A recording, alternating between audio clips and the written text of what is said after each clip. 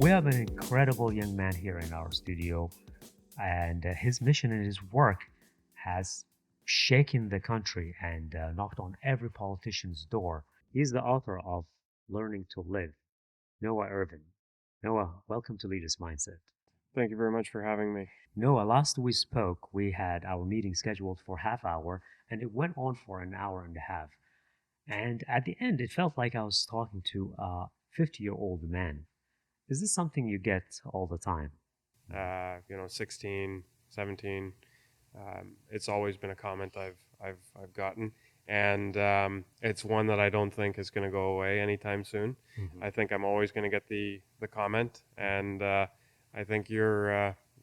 It's just one of these things that, based on my life experience, you know, it's shaped me into who I am today, and the way that I come across is in large part due to what I've gone through through my life.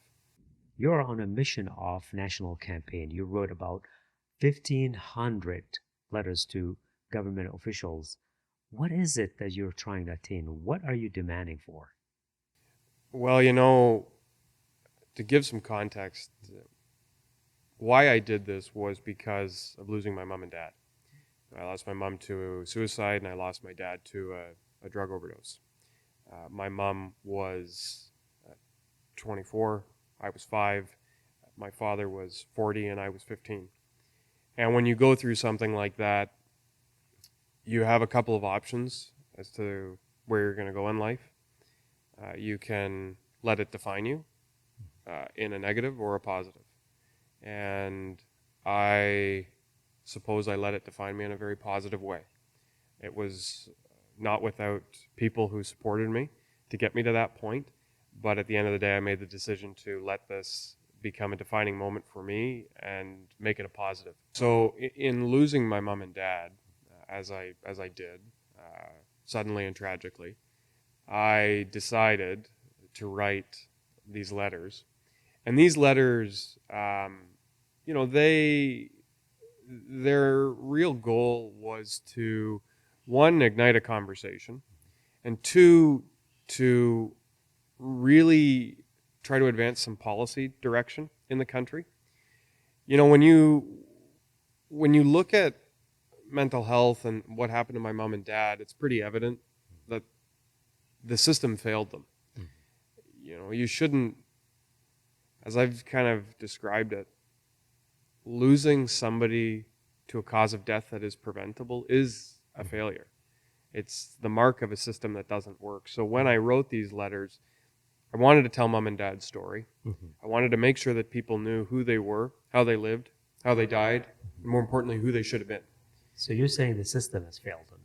Yeah, So you're saying that the system is broken. You mentioned yeah, several times in your book that the system is broken. yeah. So this is something that me and you would differ on. Okay, where I came from, I've seen fully broken systems where human survival was in jeopardy. Yeah. But here, living in Canada, there's something that's just incredible for me to see. A beautiful country that has ranked like as one of the top for the past how many years? Who knows? And you say this is a broken. This country has broken systems. Yeah, and So.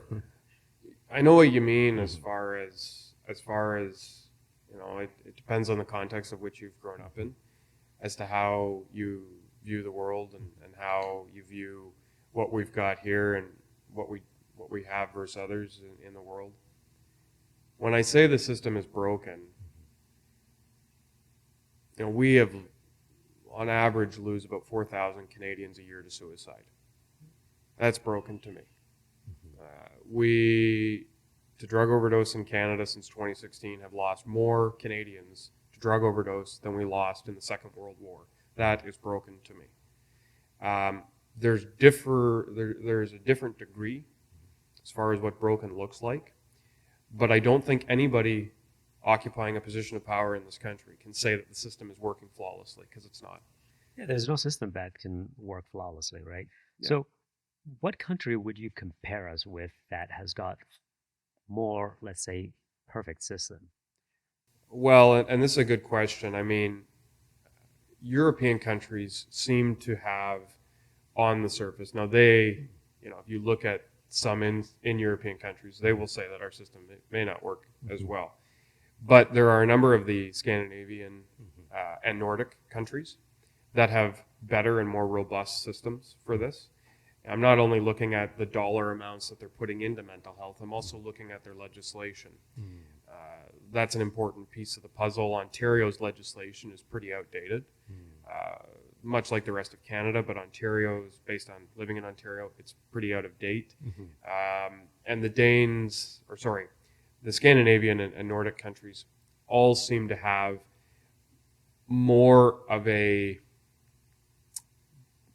funding model. So we're talking about the mental health Yeah. aspect of the system, Yeah. not our overall health of the system. Or I mean, I think when you have people lining up in the snow in Walkerton, Ontario, as they did not long ago, the healthcare system is broken. When you're lining up fully in the broken, snow, broken, or partially broken. well, I'd say it's pretty broken. You pay a lot in taxes in this country, and you expect to have a doctor. I don't think that's much to ask for. But when you've got, I think the number in Ontario is 2 million Ontarians without a family doctor, Wow. I would say that's broken. But on the mental health element of that, we have enormous wait times for service, not only for youth but also adults. We have a system that is unable, seemingly, to move with any element of haste to fix this. We have reports going back to 2010, which are saying the exact same thing that we are saying today. The system is not working.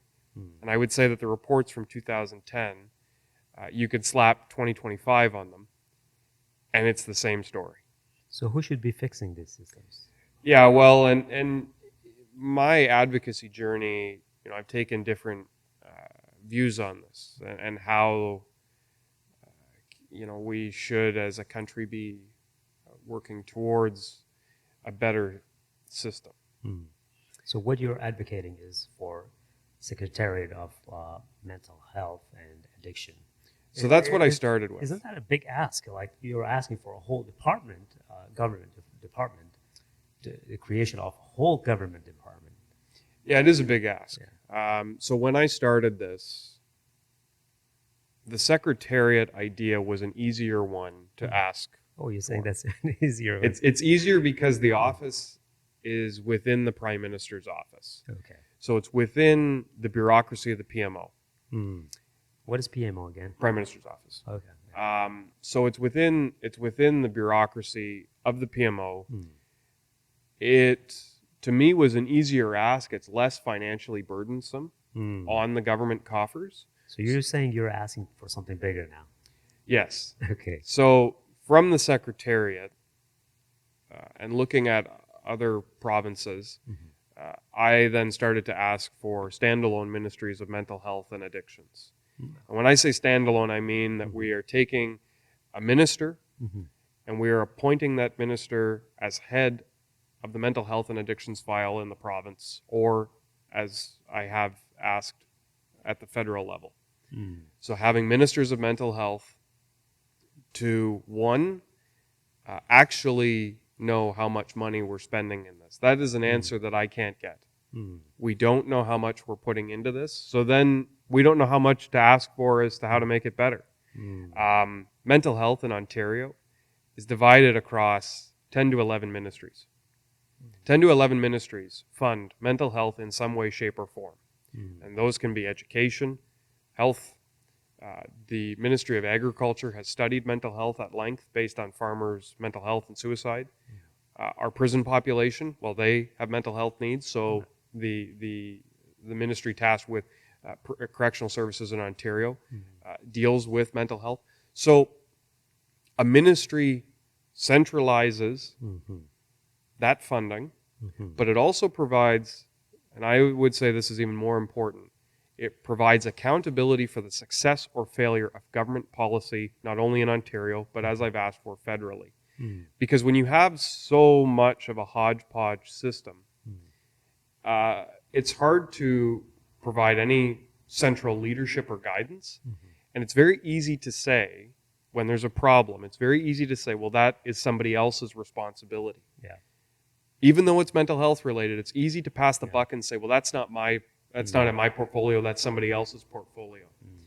So when you have a minister, So you're advocating basically one minister that yeah, takes care of the whole aspect of mental health and the yeah, issues. and believe me, I know it's a big ask, and I know it is a big ask. But in 2010, the Select Committee in Ontario advocated for something very similar. They wanted a model similar to Cancer Care Ontario, which is a part of the healthcare system that works quite well. To be very honest, it works quite well. There are issues in it, but Cancer Care Ontario has done a lot of good work for the health of this province. And the Select Committee looked at that and said, this is a blueprint for what we could do for mental health. I believe that they need to go further than that into having a more accountable system. So that's kind of where I've really positioned my letters. Both the province and the federal government need ministries. But something that I've really looked at more since I wrote the book, because I wrote the book in 2021. So we're talking a few years ago. I published it in 2022. But I've looked more closely now at legislation, amending legislation. In Ontario, there are 3 pieces of legislation that all revolve around mental health or all interact with it. And each piece of legislation, I view it as very outdated. Outdated for the needs of the 21st century. And these are legislations that were written. So these pieces of legislation. So the Mental Health Act was written in the 1990s. The Healthcare Consent Act was written, I think, in '96, and then the Personal Health Information Protection Act was written in 2004. So why aren't these being updated? Well, the updates that I think need to be there are uncomfortable updates. Why? What do you mean by that? So, just as an example, the Mental Health Act examines mental capacity in a very old-fashioned way. And the capacity that it views is, are you a risk to yourself or others? It's a pretty low bar to capacity. Are you a risk to self or others? Because if you are, you can be committed to a hospital in the province. Now, there are a whole bunch of issues on top of that, but this very basic, are you a risk to self or others? Well, maybe not, but does that mean that you're still mentally able to make decisions for yourself? It's an uncomfortable conversation to have. It is. And it really is. But I'll say why. If I could have, I would have committed my parents to a mental health hospital in the province. If I had the ability to do that, I would have done it. And I don't know if they would have been alive today, but it could have prevented, I think, their deaths. Beyond this, and maybe a little bit more importantly than the involuntary care element of this, because that's kind of what we're talking about, involuntary care. But beyond this, families have a right to know what is happening to an individual when they go to hospital. Why do I say that? When my mom went to a psychiatric hospital in the province of Ontario, she had a mental health condition which could make her go from extremes of highs to extremes of low. And in those extremes, she could prohibit her family from having contact with her or what was happening with her care. Was she able to make that decision? I don't know. She did anyway. But so the law allows her to make the law allows an individual to make that decision. But families have a right to know what is happening to an individual in a hospital in this province. They have a right to know. And I'll say it like this. I'm 25. I live with my grandparents. Who do you consider as family? So this is where it gets difficult. Yeah. Who is family? Yeah. And it's not a black and white. This is a lot of gray. Yeah. There is a lot of ambiguity to this. But I'll give the example, if you'll permit me, on this front. Absolutely. I'm 25. I live with my grandparents. If I go into a hospital I have the right to communicate with them about my mental health treatment or needs. I also have the right not to. Mm.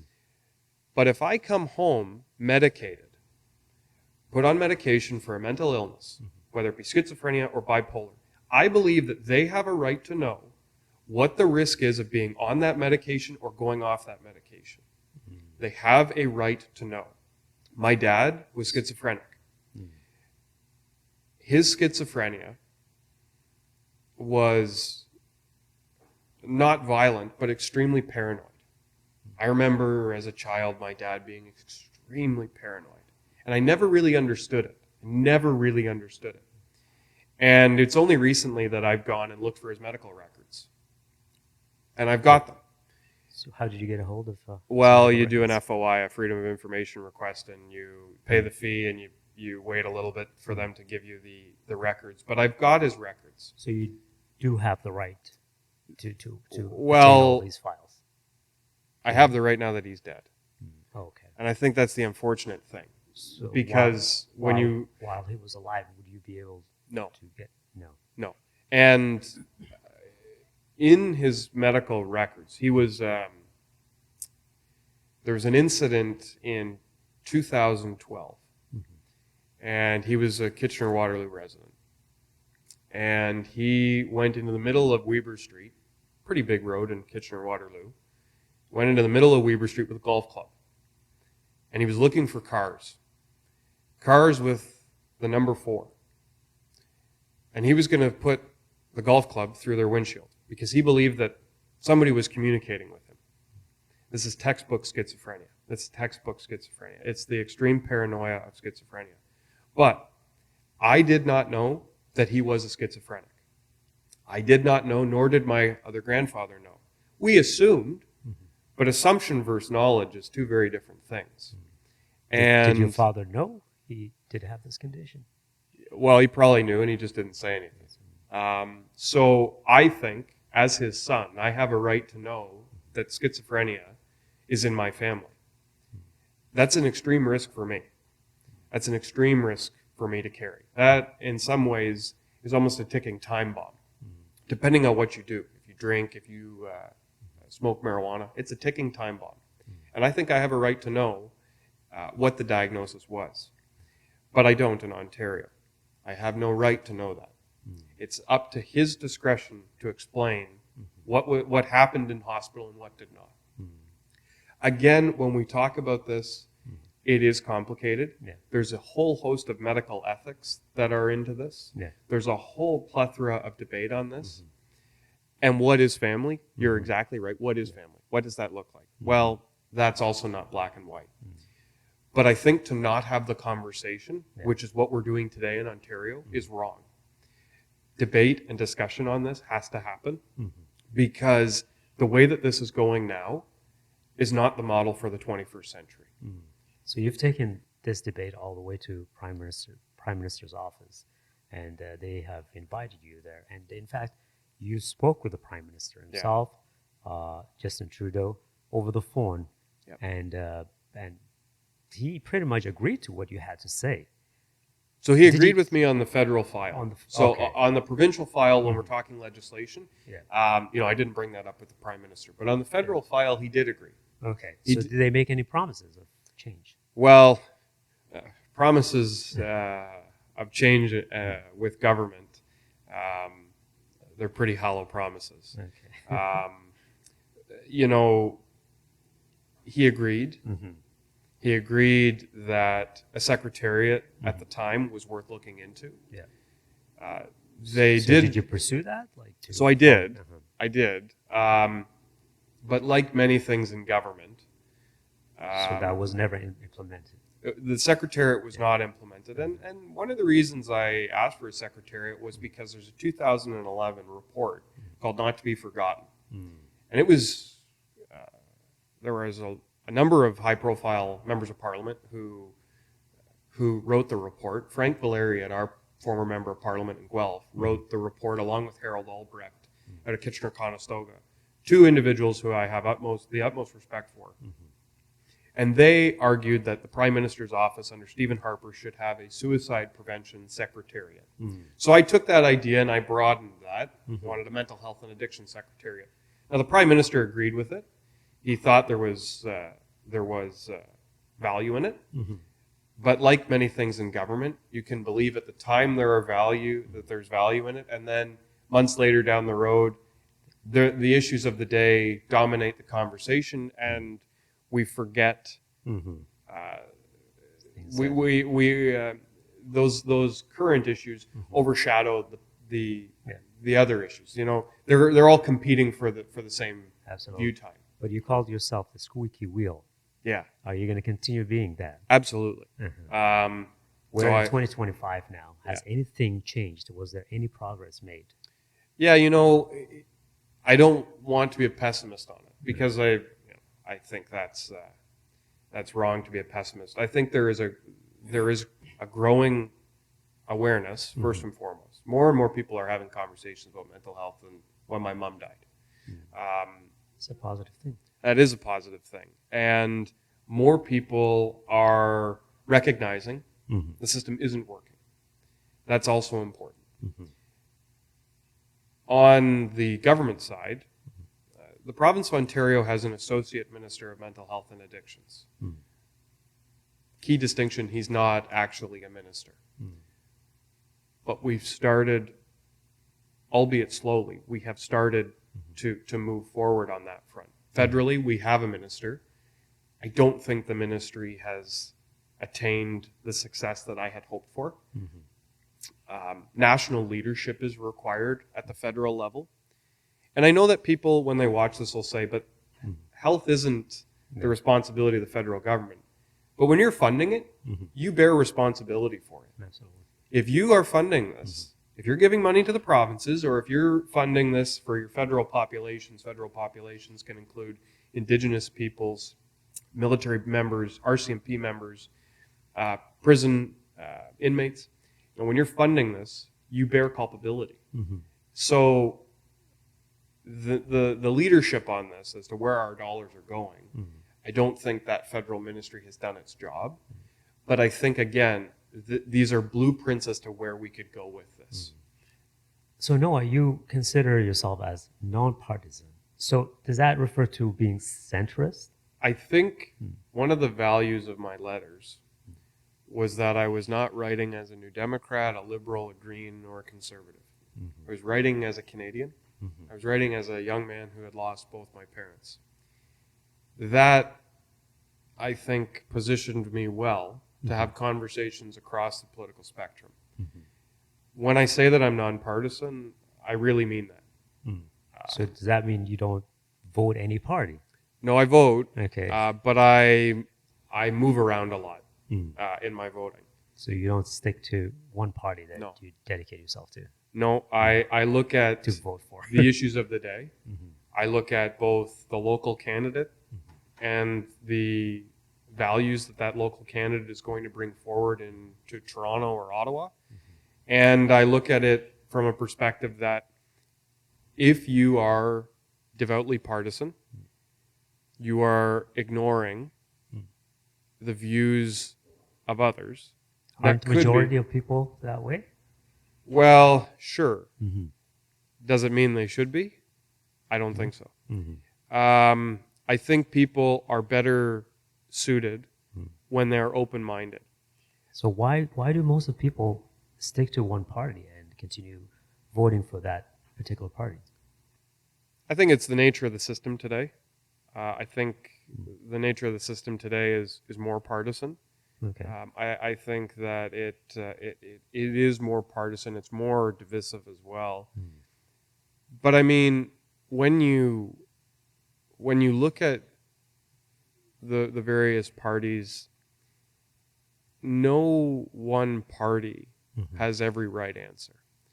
And in being nonpartisan, it allows me to have conversations, very open and honest conversations, across the spectrum on issues that matter, and to engage with policy discussions with them. I remember very vividly sitting in a member of provincial parliament's office talking about a ministry And I came into that 40-minute conversation with him, and he didn't believe it at all. He thought it was a terrible idea. No. And by the end, I think he had really thought, yeah, maybe there's some value to this. Maybe there is a bit of value to this. I'm not going to say that it changed his mind completely, but I think he came in with a more open-minded view on it. And I don't know if I would have had that conversation with him if I was a conservative, a New Democrat, or a liberal. I think being nonpartisan and being more into the center has helped. And yes, it may have made things harder. You know, joining a party, sharing their propaganda. But wouldn't that make your campaign much more stronger and take your campaign to a whole other level? It could have. Should you belong to a particular party? It could have, but it also could have harmed it. Yeah. Because you join a party, 3/4 or half of people stop listening because they don't want to listen to a conservative, or they don't want to listen to a liberal, or they don't want to listen to a New Democrat. So, yeah, it could have helped, but it also could have harmed it. So I think there's a delicate balancing act in that. I don't regret for a moment being nonpartisan. I think, I've had some very good conversations across the spectrum, and I think more people should be open-minded. On the mace in Parliament in Ottawa, it says, audu ultram partem, listen to the other side. That's a very good message for the 21st century. Listen to the other side. It is. So when people vote, do you think people vote having knowledge of who the individual they're voting for is, or their policies? How do people vote in general? I don't see people go out of their way to learn and to understand what the policies are, and to have very deep knowledge on the individuals as well. Does that mean people just blindly go out and vote whoever their friends are voting for?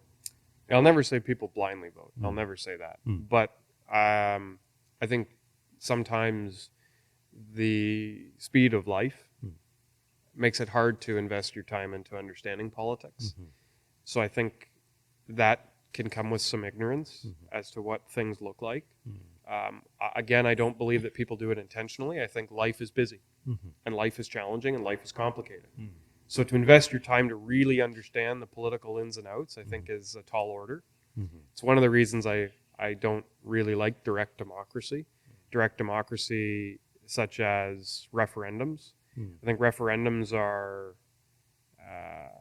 a silly thing to do, mainly because a referendum requires people to invest a huge amount of time in understanding a specific topic and a specific issue. But we already elect politicians to make decisions for us on those matters. So direct democracy as an example, Brexit. I don't think people knew what they were voting for. And how could they? It was a complicated policy direction that the British public took the country, and did it not knowing fully the ramifications of it. In this country, we had Charlottetown when Brian Mulroney put forward a referendum to the Canadian public on amending the Constitution. How can anybody vote on that? Again, these examples, they deviate from your question on partisan and nonpartisan, but I think they underscore not so much ignorance, but lack of understanding. And I mean, there's ignorance, and then there's just, I don't know. I don't know what to do here. Because it's complicated. It is, yeah. So, it's very complicated. I think people struggle with the complexities of it. And again, not their fault. I think politics is complicated. I think it's also complicated because the speed at which life moves makes it really hard to sit down for a couple of hours and really look into a candidate and understand that candidate fully. It is difficult. Do you think the government should advocate for people to learn more about politics so that they can make the right decisions? I think our civics education needs a drastic overhaul. Half a credit or whatever it is in Ontario schools, I don't think is good enough. It's just a grade 10 course. Politics and the political system is around us all the time. When you walk out of your house, it is there. You hit a city sidewalk, well, that's politics. If Mhm. that city sidewalk's got a hole in it, that's Mhm. politics because your city council has dropped the ball on maintaining your infrastructure. Mhm. When you get into the working world and you pay taxes, that's Mhm. politics. Mhm. And I think people need to understand that more. So I think our civics education needs a Mhm. drastic overhaul Mhm. to encourage young people to stay Mhm. invested in politics. We have a Mhm. massive issue Yeah. in this country with voter apathy, Yeah. people not voting. Mhm. Um, that can change the course of the direction of a province or a country. Yeah.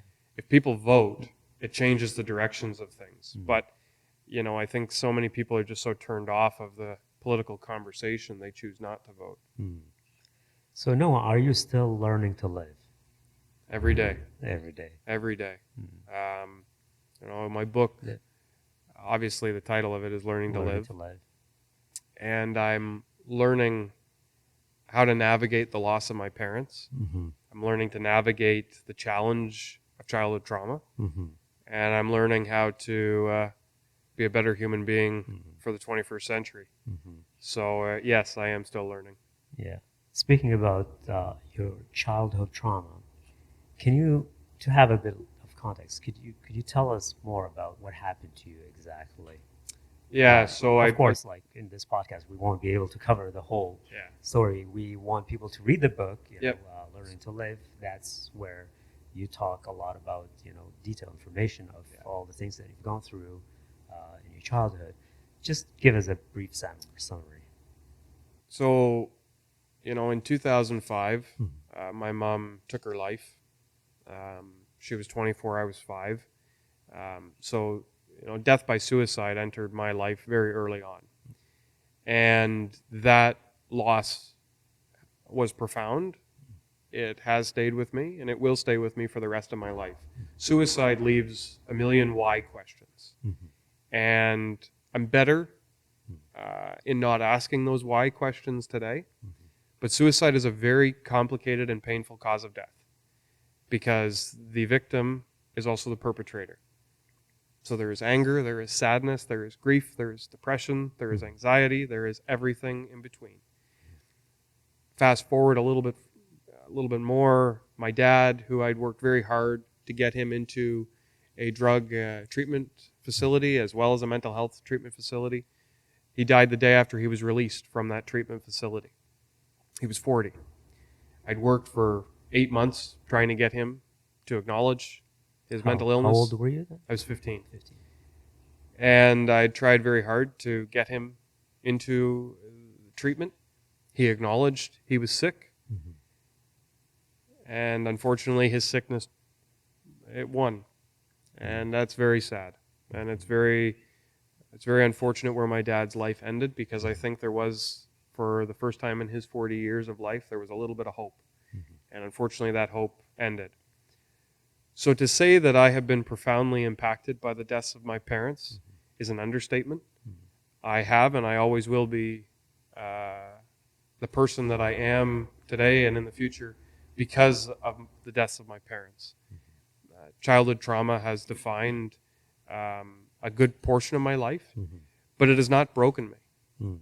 I think that's the important part to remember. It hasn't. Mhm. It hasn't won. Mhm. Childhood trauma doesn't have to win. Mhm. You can make it. You can make it into your strength, and Mhm. you can make it into something positive. Is it mainly because the people that you were surrounded with? Is that I think how? my Yeah. grandparents saved my life. Mhm. I think that without them, I would not be here today. Mhm. I also believe that the teachers that I had Mhm. across my education, especially at my high school, Guelph Collegiate Mhm. Vocational Institute, I think they made the difference. Mhm. But I also think at some point I have to recognize my own resolve to keep moving forward. There's a lot of people that have good people around them that still falter. Mhm. For me, I saw what loss of control looked like Mhm. with my mom, with my dad. I didn't want that.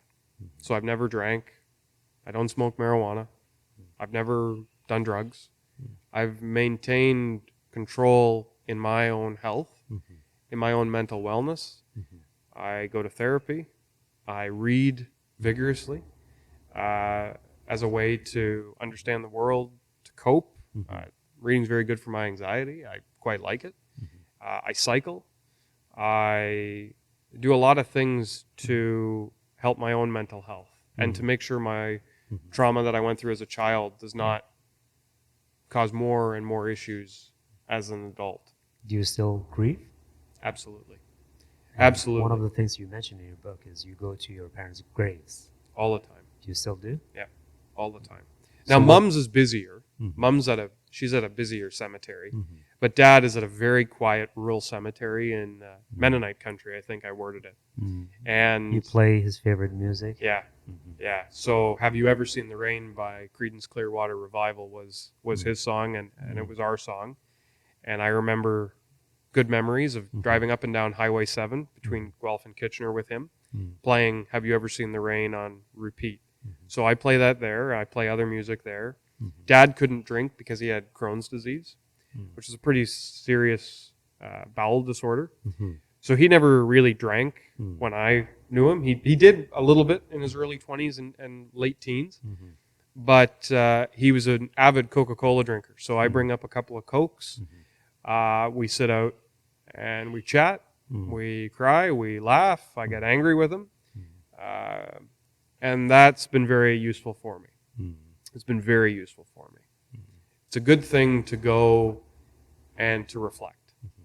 So I go for Mother's Day, Father's Day, when I need a break. I go on their anniversaries of their deaths and on their birthdays. And if I need to go in between, I also do that as well. You've also mentioned in your book a lot of children who go through what you've gone through don't make it to post-secondary schools. Yeah. Is there a stat supporting that? So the stat that I include in the book, and I think more so on the question that you're asking is, and this So is I'm taking referring me to like we have a system in place, Yes. and even though you say that the system is broken, Yeah, so I think in the book, and it's been I never reread it, so I wrote it, I never reread, like I never rewrote it, I've never gone back to. and you're also But- not going to watch this podcast after. No, I won't. But So this is something that you do. What's the reason? Anything that's written about you, you don't read. No. Anything that is recorded about you, no, I don't watch it. but you don't watch it. It's easier that way. But on your Okay. question, because I think I know where you're going with it, are there stats to support Yeah. this? The stats that I include are from David Johnston's book, Okay. Letters to a Nation. And David Johnston was our former Governor General. I believe one of his daughters adopted from South America. Maybe it was Colombia, but I think it was South America. But in it, he talks about the child welfare system in Canada. I am about as close to the child welfare system as you can get without being a foster child.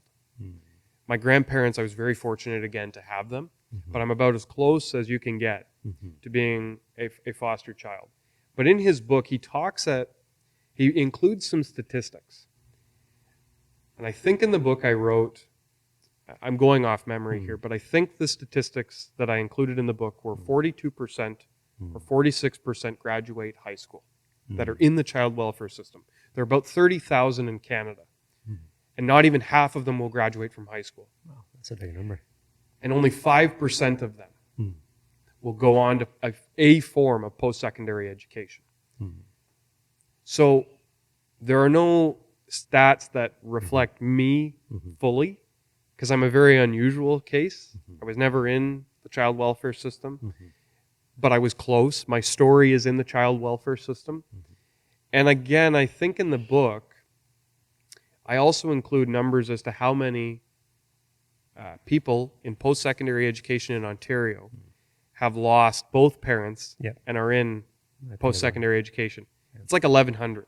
Yeah, about 1,400, I think. 1,400, yeah, nothing. That is a very small number. That is a very, very small number. So when I say it, that there are a lot that do not make it to post-secondary, this is kind of what I'm referring to, with the express caveat I'll say to you, there are no stats that accurately reflect who I am. Mm-hmm. Because I am just such a, Mm-hmm. I call it a statistical anomaly. Mm-hmm. My life is a very unusual life. So the stats that I include there may not reflect me completely, but they drive the point home a bit. Mm-hmm. So you're also thinking of pursuing law. Yeah. Are you thinking of becoming a politician? No, Okay. no. Politics Mm. is not something that I Mm. think I would like. Politics is intertwined with everything we do nowadays. It is, but there are other elements of our system Mm. that you can have an impact, Mm. and you don't need to, for me, sacrifice my values as nonpartisan. And law is one of those areas that you'd like to hope it's nonpartisan. Mm. It should be nonpartisan, Mm-hmm. and you can make a difference um, in pursuing law. Mm. So I don't think I would ever be a politician. Mm. Now, granted, wouldn't this be awkward if I Mm. said that? Mm-hmm. 20 years later, somebody Yeah. dug this podcast up, and I became a Right, politician, and express. this clip resurfaced. Mm. But I don't think as of today, tomorrow, or next week, I would ever consider it. Mm. It's a really divisive game. Why Politics. law? Why do you want to pursue law? I love law. Mm. I find it fascinating. I think our Constitution is one of the more unique documents in the world. Mm-hmm. I think that our system is and can be a very good system. Mm-hmm. For all its faults, I think it can be a great system. And I think law is one of those areas where you're able to create a system which gets back at the fundamental values of a nation. And I think that based on losing my mom and dad, there are areas in law that I would love to be able to look at more closely, to study, examine, retweak, retool, all to make our province, but also our country better. Make a difference. Absolutely. Finally, why should people read your book, Learning to Live? Yeah, it's an interesting I read question. this book, Yeah. and I usually read. Whenever I read about half, Yeah. and I just normally skip to the end to know, basically by the time you read half of the book, you know what it is about, and then read the end part. But your book is not made that way. It's very, very unique and it's different. It has got two parts. One part is about your life, what you've gone through, and very, very emotional, parts that you've covered. And the other side is the other part is about our government and how our law works and the system works and how you reached out to so many politicians and so on. And I could not skip any part reading your book. Well, it's very nice of you to say. The only part that I skipped is, let's be honest, the the letters. letters. The Yes, letters. yes, They're- yes. You're not the only one. You're not the only one. So and they're in very they're fine print. yes, right? there's a very they're yes, the font size The is font very size, small. yeah. It was a real battle to get them. I wanted to include them though. Mhm. I really did, so that people, even if they don't read the letters, they can see the Yeah. scope of who was writing me back. Yeah. So I appreciate that you didn't read the letters. I understand that. It's also, I put them in as well for the political nerds who Yeah. may read it. Mhm. I think, and it's hard for me to say because I don't know. I don't want to sound grandiose here. I wrote my book to make sure that my parents did not die. Because I wrote it, they will never die. And I want people to know who my mom and dad were, how they lived, how they died, and who they should have been. That's really important to me. There are two ways you die. The first is when you get put into a cemetery or your ashes are spread over a site of your choosing. And the second is when somebody says your name for the last time. And I never want my parents' names to be said for the last time. I want people to know who they were. Because at the very end of the book, the photo that I included of them, where I say, please remember, or please do not forget. And that photo, they look normal. They look normal. They look like anybody you'd pass on the street. And I want people to know that mental health is not just somebody at the side of the road screaming. Mental health is behind the closed doors of our society. Every family deals with it. Every family struggles with it. There's nobody in this country that is not touched by it. And I want people to know what the face of mental illness looks like beyond that of somebody in a mental health crisis screaming at the side of the road, who we may just pass by and say, oh, that's just, we don't need to look at that. But there's a whole other side of mental health beyond that. And that's really what I hope people take away, is a broader understanding that there is so much more to this than just the public viewing of a mental health crisis unfolding. There is a crisis behind the closed doors of our society, where everybody is struggling with this. So I hope people understand it. I hope people are able to look at mental health a bit differently.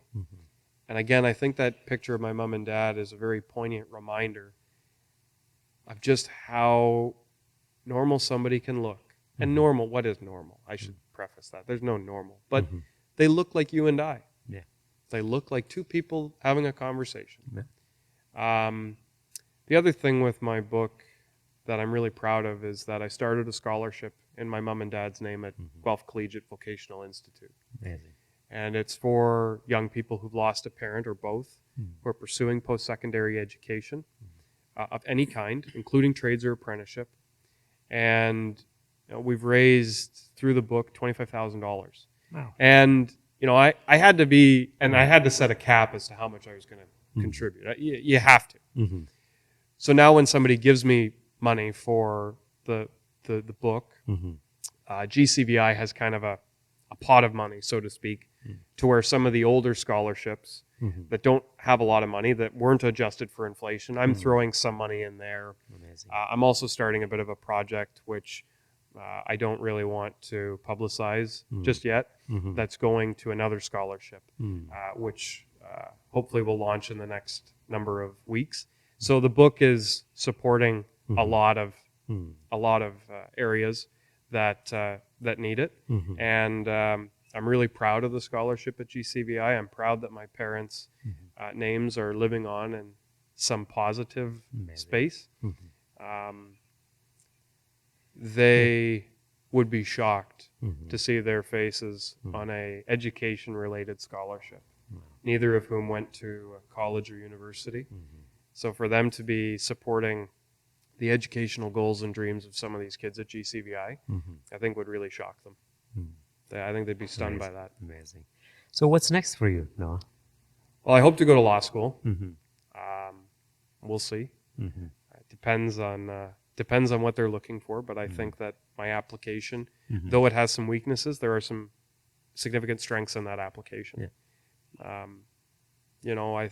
think that what I've done in the political space and in my journey to this point, that's exactly what a lawyer is.